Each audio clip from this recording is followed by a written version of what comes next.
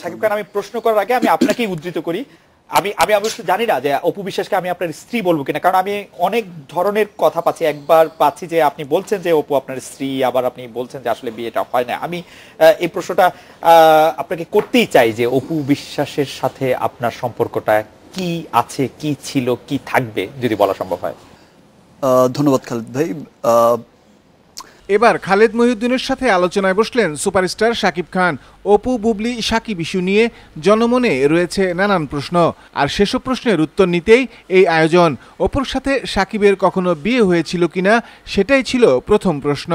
অপু বিশ্বাস যেহেতু আমার ছেলের মা, ওকে, অফকোর্স সে আমার স্ত্রীও, এবং আমার সন্তানের মা হিসেবে তো তার অবস্থানটা অনেক উপরে। ওকে, বাট সামহাউ যেটা অপুই খুব ভালো জানে, কিছু মানুষ আসলে আমার যে অবস্থানটা আমি ফিল করি এখন, আপনারা যদি অপুর বিষয়টা দেখেন সেখানে দেখবেন যে কি বলেছেন, আমি তাকে মর্যাদা দিয়েছি। আমি আব্রাহামকে মর্যাদা দেইনি। আপনার আজকের বিভিন্ন পেপারের আপনার ছবিগুলো দেখেন, আমি শুটিং থেকে এসেও আমার ছেলেকে আমি দেখতে গেছি।